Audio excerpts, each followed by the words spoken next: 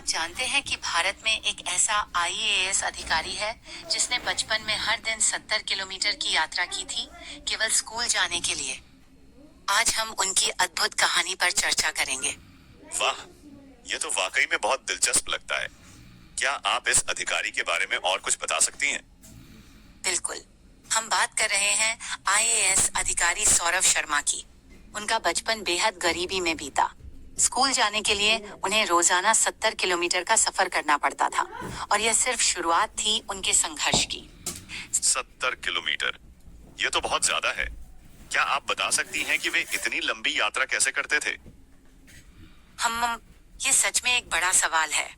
देखिए, सौरभ के गांव में कोई अच्छा स्कूल नहीं था, इसलिए उन्हें पास के शहर में जाना पड़ता था। वे बस, ट्रेन और कभी-कभी पैदल चलकर ये सफर तय करते थे।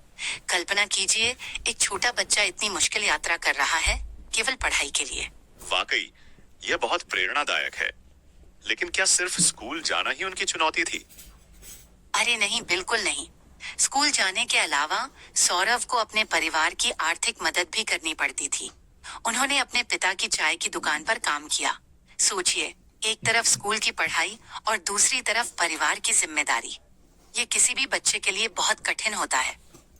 ओह, ये तो वाकई में बहुत मुश्किल रहा होगा। क्या आप बता सकती हैं कि इन सब चुनौतियों के बावजूद सौरभ ने कैसे अपना लक्ष्य हासिल किया? बिल्कुल, सौरभ की कहानी दृढ़ संकल्प और अथक परिश्रम की कहानी है। उन्होंने कभी हार नहीं मानी। वे दिन में स्कूल जाते, शाम को दुकान पर काम करते और रात को पढ़ाई करते। उनका मानना था कि शिक्षा ही उन्हें गरीबी से बाहर निकाल सकती है। वाह, ये तो बहुत प्रेरणादायक है। क्या आप हमारे श्रोताओं के लिए एक प्रश्न रख सकती हैं?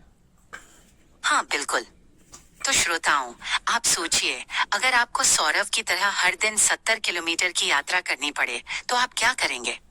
क्या आप अपने सपनों को छोड़ देंगे या फिर सौरभ की तरह उन्हें पूरा करने की कोशिश करेंगे? इस पर थोड़ा सोचिए। यह वाकई में एक गहरा सवाल है। मुझे लगता है कि बहुत से लोग इतनी मुश्किलों में हार मान लेते। हाँ, आप सही कह रहे हैं। लेकिन सौरभ ने हार नहीं मानी।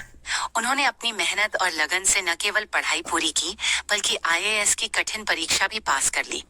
आज वे एक सफल आईएएस अधिकारी हैं और लाखों युवाओं के लिए प्रेरणा स्रोत हैं। यह सुनकर बहुत अच्छा लगा। क्या आप बता सकती हैं कि सौरभ की इस सफलता का समाज पर क्या प्रभाव पड़ा है? बिल्कुल, सौरभ की कहानी ने साबित किया है कि गरीबी किसी के सपनों को नहीं रोक सकती। उनकी सफलता ने गांवों में शिक्षा के महत्व को बढ़ाया है। कई माता पिता अब अपने बच्चों को पढ़ाने के लिए अधिक प्रोत्साहित करते हैं। इसके अलावा सरकार भी दूर दराज के इलाकों में बेहतर शिक्षा सुविधाएं प्रदान करने पर ध्यान दे रही है। यह तो वाकई में एक सकारात्मक बदलाव है। क्या आप हमारे श्रोताओं के लिए एक और प्रश्न रख सकती हैं? हाँ, जरूर। तो श्रोताओं, आप सोचिए, अगर आप सौरभ की जगह होते तो आईएएस बनने के बाद आप समाज में क्या बदलाव लाना चाहते? किन मुद्दों पर ध्यान देना चाहते? इस पर थोड़ा विचार कीजिए। यह भी एक बहुत अच्छा सवाल है। मुझे लगता है कि बहुत से लोग शिक्षा और गरीबी उन्मूलन पर ध्यान देंगे। हाँ, आप सही कह रहे हैं। और यही वो मुद्दे हैं जिन पर सौरभ भी काम कर रहे हैं। वे अपने अनुभवों का उपयोग करके गरीब बच्चों के लिए शिक्षा के अवसर बढ़ा रहे हैं। वे स्कूलों में बुनियादी सुविधाओं को सुधारने और दूर दराज के इलाकों में शिक्षा की गुणवत्ता बढ़ाने पर काम कर रहे हैं। यह सुनकर बहुत अच्छा लगा। क्या आप बता सकती हैं कि सौरभ की इस यात्रा से हम क्या सीख सकते हैं? बिल्कुल, सौरभ की कहानी हमें कई महत्वपूर्ण सबक देती है। पहला, कभी हार न मानना।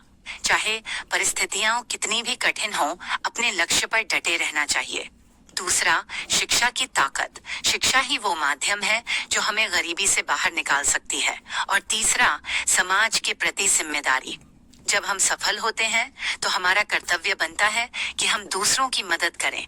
वाह, ये सभी बहुत महत्वपूर्ण सीख हैं। मुझे लगता है कि सौरभ की कहानी हर किसी को प्रेरित कर सकती है। बिल्कुल सही कहा आपने। सौरभ की कहानी हमें यह भी सिखाती है कि हमारी परिस्थितियां हमारी नियति नहीं होती। हम अपने प्रयासों से अपनी किस्मत बदल सकते हैं। उम्मीद है कि हमारे श्रोताओं को इस कहानी से प्रेरणा मिली होगी। हाँ, मुझे भी ऐसा ही लगता है। तो क्या हम इस एपिसोड को यहीं समाप्त करें? हाँ, चलिए इस एपिसोड को यहीं समाप्त करते हैं। लेकिन इससे पहले मैं अपने श्रोताओं से कहना चाहूंगी, याद रखिए, आपके सपने आपकी परिस्थितियों से बड़े हैं। सौरभ की तरह आप भी अपने संकल्प और मेहनत से ये अपने आत्मी इच्छा में काय लक्ष्य और ये को प्राप्त कर सकते हैं। तो कभी हार मत मानिए।